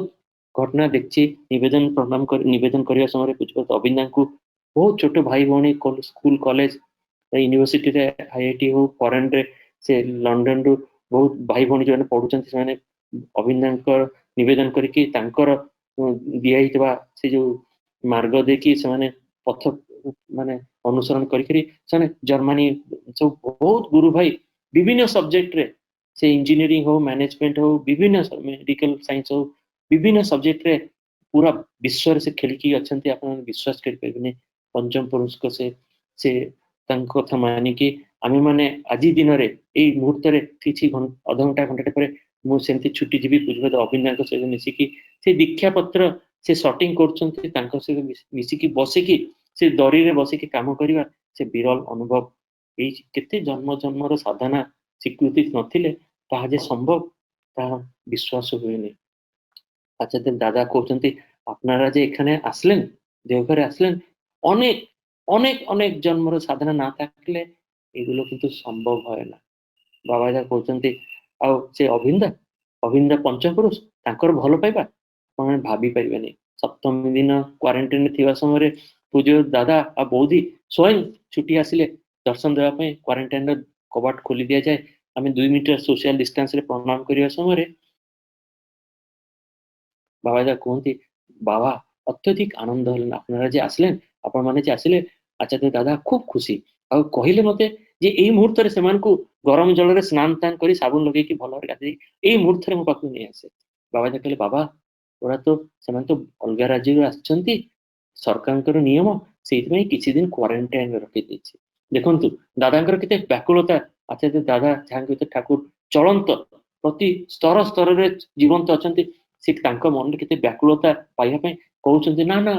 ସେମାନେ ତ ওরা তো পাগল, কোয়ারেন্টাইন না শুনলে পড়েই যাবে বলে কହୁଛନ୍ତି। বাবা যা कहले, আগে না বাবা, ওরা যাবে না, এখানে থাকবে, কোয়ারেন্টাইন শেষ হওয়ার পরে আপনার চরণে চলে আসবে। এই কথা শুনিକି ବୌଦି ଥାନ୍ତି ସେଠି, ବାବା ତାଙ୍କ ପତ୍ନୀ ବୌଦିଙ୍କୁ ଆମେ କହୁ, ଆଜ୍ଞା ଆପଣଙ୍କ ଦ୍ୱାରରେ ଆମେ ଆସି ପହଞ୍ଚିଛୁ। ଆଉ ସ୍ୱୟଂ ପହଞ୍ଚିବା ସମୟରେ ଅବିନ୍ଦାଙ୍କ ଦର୍ଶନ ହୁଏ ଗତକାଲି ରାତିରେ ବୋଲି ଯେତେବେଳେ କହୁ, ବୌଦି କହୁଛନ୍ତି, আপনারা জানেন, ଆପଣମାନଙ୍କୁ ଦେଖିକି ଅବିନ୍ଦ ଆସିକି ମତେ କହୁଛି, ମାନେ ବୌଦିଙ୍କୁ ଆସିକି ତାଙ୍କୁ ରୋଷେଇ ଘରେ ଅବିନ୍ଦା କହୁଛନ୍ତି, মা আমাকে কিছু দিও তো, ওরা তো ବହୁତ ଦୂরে থাকে আসছেন, কিছু ମାନେ ସେମାନେ ତ ବହୁତ ଦୂରରୁ ଆସିଛନ୍ତି, କିଛି ଖାଇ ନଥିବେ, କଣ ରୋଷେଇ କରିଛ ମତେ ଟିକେ ଦିଅ, ମୁଁ ନେଇଯିବି। ଆଉ ବୌଦି ଆଳୁଦମ ବନେଇଛି, ଆଉ କିଛି ଲିମିଟେଡ ଲୋକଙ୍କ ପାଇଁ ବନେଇଛି, ସେମାନେ ତ 4-5 ଜଣ ଅଛନ୍ତି, ନିଅଣ୍ଟ ହବରେ ବାବା, ସେମାନଙ୍କୁ ବି ନିଅଣ୍ଟ ହବ। ଆଉ କିନ୍ତୁ ଅବିନ୍ଦା କହୁଛନ୍ତି, ମା ଆମେ ଖାଲି ହାତରେ যাব না, ମୁଁ ଖାଲି ହାତରେ ଯିବିନି, কিছু ତ আমাকে ଦିଅ, ଆମେ নিয়ে যাও। ଦେଖନ୍ତୁ ତାଙ୍କର ଯେ ଭଲ ପାଇବା, ଈଶ୍ୱର ଯେ ଜୀବନ୍ତ ରୂପେ ଲୀଳା କରୁଛନ୍ତି, ଆମ ମାନଙ୍କୁ ଭଲ ପାଉଛନ୍ତି, ସେ ଭଲ ପାଇବାଟା ଭାବିଦେଲେ ଦେହ ମନ କଣ ହେଇଯାଉଛି। ଆଉ ସେ ଡିଗ୍ରୀ ପ୍ରଫେସର କି ସେ ଯାହା ଯାହା ଭାଇ କହିଗଲେ କିଛି ନୁହଁ, ମନଟା ବି ତାଙ୍କର, ଶରୀରଟା ବି ତାଙ୍କର, ଏ ପ୍ରାଣଟା ବି ତାଙ୍କର, ଆମର ତ କିଛି ବି ନାହିଁ। ଅବିନ୍ଦା ତାପରେ ବୌଦି ତାଙ୍କୁ ଗୋଟେ ସୁନପାମ୍ପୁଡି ପ୍ୟାକେଟ ଦଉଛନ୍ତି, ଯା ଏଇଟା ହିଁ ଦେଇ ଆସ। ଆଉ ଅବିନ୍ଦା ଦୟା କରିକି ଆସୁଛନ୍ତି, ଆଉ ଜଣଙ୍କ ଭାଇଙ୍କ ହାତରେ କ୍ୱାରେଣ୍ଟାଇନ ଭିତରେ ରାତି 12ଟା 12:30ରେ ଦେଇ ଯାଆନ୍ତି। ଭାବନ୍ତୁ କେତେ ଗଭୀର ଭଲ ପାଇବା। ଆମେ କେତେ ଜୀବନର ସେ ପୁଣ୍ୟ ନଥିଲେ, ସେ ଜୀବନ୍ତ ଆଦର୍ଶ ଆଚାର୍ଯ୍ୟ ପରମ୍ପରା ମାଧ୍ୟମରେ ସେ ଯେ ଚଳନ୍ତ, ସେ ଯେ ତା ଭିତରେ ଲୀଳା କରିଚାଲିଛନ୍ତି, ସେଇ ଭାବଧାରା ସହିତ ଆମେ କେବେ ବି ମାନେ ତାଙ୍କୁ ଉପଲବ୍ଧି କରିବା ଆମ ଜୀବନରେ ସମ୍ଭବ ହୁଏନି, ଯଦି ଆମେ କେତେ ଜୀବନର ସ୍ୱୀକୃତି ନଥାଏ ଯଦି ଭାବନ୍ତୁ। ତେବେ ବୋଧେ ସମୟ ହେଇଯାଇଛି, ଆପଣମାନେ ସେଇ ପଞ୍ଚମ ପୁରୁଷ ସହିତ ଏଇ ମୁହୂର୍ତ୍ତରେ ଯଦି ସେ ଜଣେ ଭାଇ से कथा मध्य आचार्य दादा कहते सुनेन आचार्य परंपरा जे आचार्य परंपरा भितर ठाकुर भावधारा 10,000 वर्ष पर्यंत अब्याहत रहिबो तार संगे जे युक्त से ही मुक्त नहले किंतु सुप्त कि केते गभीर से कथा किछि दिन तले दादा कहते तांको सहित जी रहिबो युक्त से ही हबो मुक्त नहले किंतु जीवनटा ही सुप्त तेरे से बोधे समय ही जाइए भाई कहिए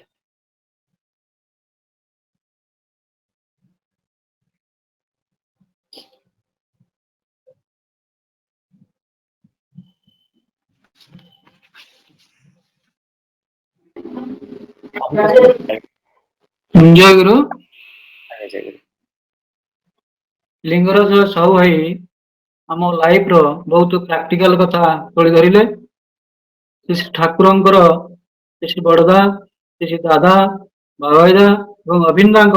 ଖୁବ ସୁନ୍ଦର ଭାବରେ ଆଲୋଚନା ତୋଳି ଧରିଲେ। ଆପଣଙ୍କର ମଙ୍ଗଳ ହେଉ ମୋର ପ୍ରଭୁଙ୍କ ପାଖରେ ପ୍ରାର୍ଥନା। ବର୍ତ୍ତମାନ ସମାପନୀ ସଙ୍ଗୀତ ସହିତ ଧ୍ୱନି ପରିବେଷଣ କରିବେ କୀର୍ତ୍ତି ସୁନ୍ଦର ଜେନା ଭାଇ ରାଉରକେଲାରୁ। ତାପରେ ଆମର ସତ୍ସଙ୍ଗ ସମାପନ ହବ। ଜୟଗୁରୁ କୀର୍ତ୍ତି ସୁନ୍ଦର ଜୟଗୁରୁ ଜୟଗୁରୁ କର।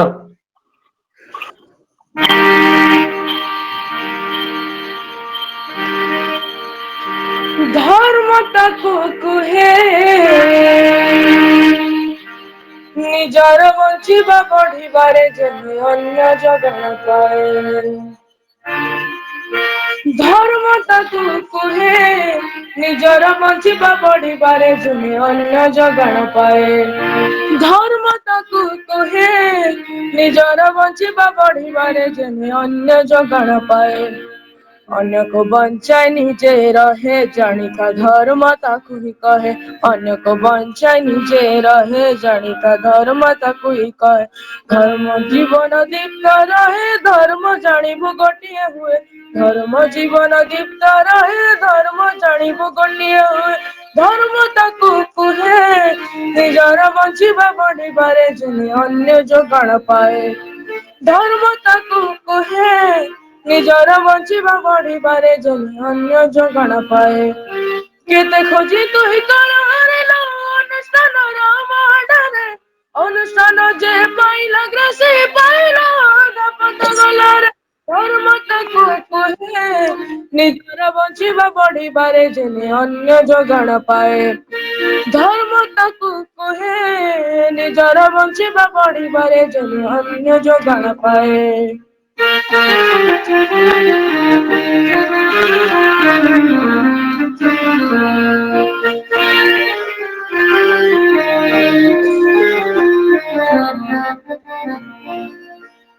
জীবনটা কোলাহল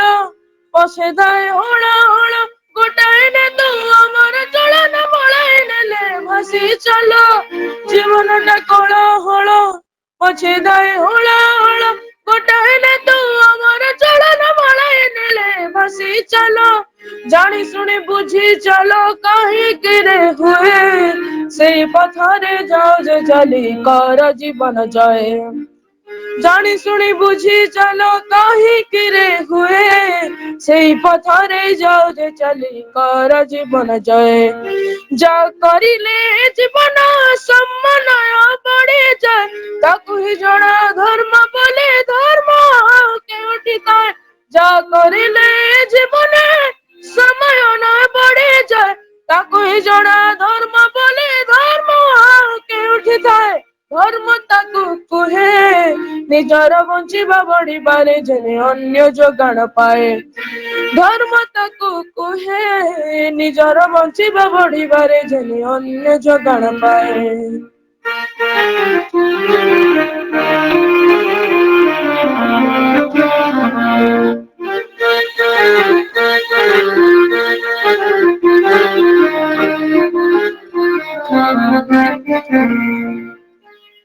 ধর্ম যেতে ফুটিব তুম নিষ্ঠা নীতি ব্যবহারে প্রতিষ্ঠা বি আসিব সাথে পারিবেনি কেই রোধিতারে। ধর্ম যেতে ফুটিব তুম নিষ্ঠা নীতি ব্যবহারে ପ୍ରତିଷ୍ଠା ବି ଆସିବ ସାଥେ ପାରିବେନି କେହି ରୋଧିତରେ ଜୀବନ ପାଦରେ ବାଦ ନେଇ ତ ଉଛଳ ଚାଲରେ ଚାଲ ଅମର ଜୀବନ ଲଭିବା ପଥରେ ନେଇ ରଖ ସେ କୃତି ବଳ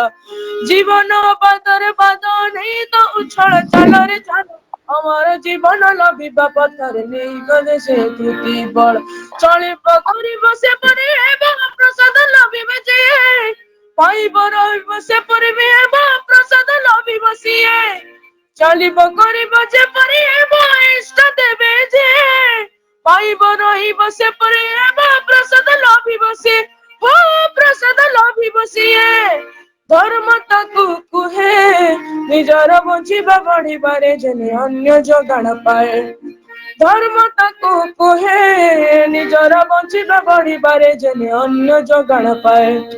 ଅନ୍ୟକୁ ବଞ୍ଚାଇ ନିଜେ ରହେ ଜାଣିଥା ଧର୍ମ ତାକୁ ହିଁ କହେ ଅନ୍ୟକୁ ବଞ୍ଚାଇ ନିଜେ ରହେ ଜାଣିଥା ଧର୍ମ ତାକୁ ହିଁ କହେ କେତେ ଖୋଜି ତୁହି କଣ ହାରେ ଅନୁଷ୍ଠାନର ମହଡରେ